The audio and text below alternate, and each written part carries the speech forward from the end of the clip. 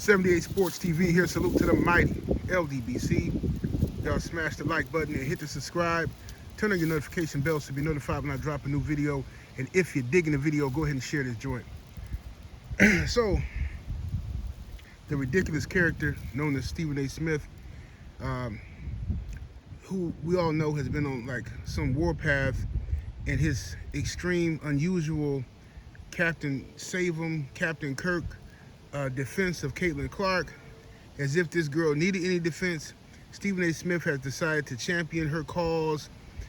Him and Shannon Sharp and others in the media, these so-called brothers, have come on television every chance they get, talking about how these black women in the WNBA are jealous of Caitlin Clark. It's just so pathetic, but y'all get the point. Now that Caitlin Clark and the Fever have turned around their season, right? Because it was funny because, you know, at first they were playing horrible, and Caitlin Clark was still putting up good numbers, and people said she was it didn't matter if her team was losing. Her numbers alone prove that she's the Rookie of the Year, right? Angel Reese had good numbers. Her team was winning. They said that don't matter. Winning don't got nothing to do with what we talking about. And magically, due to all of this weird pressure, I believe, and others believe, that the WNBA has made some concessions towards Caitlin Clark and have allowed Caitlin Clark to, now all of a sudden, every time, you can't breathe on the girl, it's a foul. It's all these flagrant fouls. They playing into this narrative, right? Because that's what Stephen A. Smith and others in the mainstream media, Pat McAfee, others have asked the WNBA and officials to treat Caitlin Clark with special rules, the Jordan treatment or something like that, right? Even though she's a rookie, right? She shouldn't have to go through the process of paying her dues. They felt like she should, you know, right away get treated like she's a superstar veteran. You know what I mean? So at that point, now Stephen A. Smith is on TV. Well, not TV, but on his show. And Stephen A. says, in response to Angel Reese came out and was talking about how she's been getting death threats and, you know, racist attacks and stuff like that. And we all know that's true because we see it right here in the YouTube comment sections. You know what I'm saying? It's like these dudes be obsessed with this girl, like trying to hurt her. Stephen A. Smith responds to Angel Reese by saying, well, if she was a little older, I'd get on her right now. If she was a little older, I'd get on her for what she just said. Because you have to know, as a black woman, when you get in Caitlin Clark's face at the championship game and taunt her, waving, doing it, you can't see me, you have to know there's people in America who are not gonna like that, they're gonna take issue with that, and they're gonna come after you. You had to know this. So he basically telling her, I don't know what kind of bird this is, some type of duck or something. They're eating goldfish, some weird looking duck. But anyway, he basically telling her that suck it up, be quiet, don't nobody want to hear you cry about none of this. Like, you started this, basically. You started this by taunting Caitlin Clark. And that's a narrative that's been pushed for a long time now amongst a lot of weirdos who don't like Angel Reese and for some reason feel that it's in their bloodline to protect Masa's daughter. They keep saying how I remember back in the championship game a few years ago, a lot of people didn't even know that Caitlin Clark was the one. That was her move, that you can't see me, waving the hand in the face. That was her move. She did that after all the games in front of people. She did it all the time. She taunted people. And everybody loved it. Everybody said, oh, this girl's a beast. Oh, Caitlin Clark, oh, look, she's cocky too. Then, when she played up against them sisters, Angel Reese, and they beat her, and Angel Reese did the same thing back to her, what happened? The narrative gets shifted in the media to all of a sudden Angel Reese is ghetto, you know, she's not humble, and that's the thing.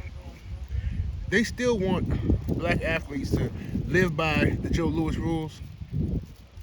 Joe Louis, legendary heavyweight boxing champion, came after Jack Johnson. Jack Johnson, very flamboyant, black champion, and Jack Johnson was, he got into a lot of situations, because a lot of people was angry with him due to racism and stuff like that. He messed with white women. And he did a lot of different stuff, right? And he taunted, like when he would beat these his opponents, he would cheer, put his hands up, and taunt and all that. And they vowed to never let that happen again. So anytime another black champion came, they basically gave him the Jack Johnson, excuse me, the Joe Louis rules, what they call it now, which is really the Jack Johnson rules. So they told Joe Louis, when you beat a white fighter, you're not allowed to cheer, you're not allowed to taunt him, you're not allowed to, you gotta be real humble. You know what I'm saying? Humble and gracious in victory. And the reason why they did that is because Jack Johnson, anytime we cheer or happy, that's seen as a threat to a lot of racist people. They don't want to see us happy or cheering about anything. And they immediately want to destroy whatever. So when Jack Johnson was winning the heavyweight title, many people, black folks, were attacked. Y'all can go look it up for yourself. Many black folks were attacked at that time because of the blatant racism of people who just couldn't deal with us being happy. And this same thing with Black Wall Street, any other town, black town we've had. Anytime we built anything and we've been proud of ourselves and we walk around feeling ourselves, they come and try to destroy it. That's just what they do. Okay, they do it to fighters to this day. You know what I'm saying? Oh, that was a great segue. Deontay Wilder to this day. They do it to him. They do it to Devin Haney, and they're gonna continue to do it, right? So they do it to all kinds of our athletes, entertainers. They want to humble you, right? Look at what happened when the movie years ago, when that movie Black Panther came out, right? The Marvel Black Panther. You had people attacking the movie before it even came out, just by the name. Oh, this is one of those woke movies. Oh, Wakanda doesn't exist. Why are you guys so happy? It's not a real place. Like, dude, neither is Metropolis and Gotham City. That's not real places. But like, what are you angry about? Literally, they just mad because they don't want to see us happy, bro. And you got to understand that. They're extremely angry because they hate to see you happy, right? So they want to make you humble. And I get those comments all the time. But people say little stuff like, oh, every time a black fighter loses, oh, he's been humbled. Yeah, he's been humbled. He's been humbled. And that's the thing. They're obsessed with humbling us. And they're obsessed with humbling Angel Reese. You know what I mean? So, you got these weird dudes. I don't know what they I don't know what their get up is, man, or what kind of function they doing in their life or what team they playing for. But you got dudes calling the girl ugly. You got dudes talking about she dressed too provocative.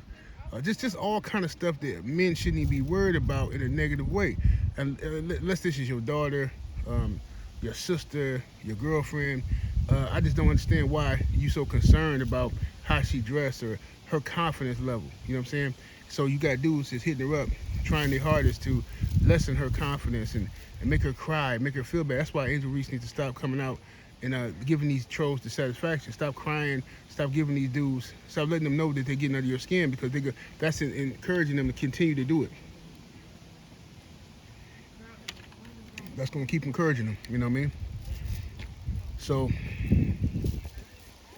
but yeah, Stephen A. basically came out hating on her. Typical hating, like he's been doing, and and blaming Angel Reese for what's happened to her.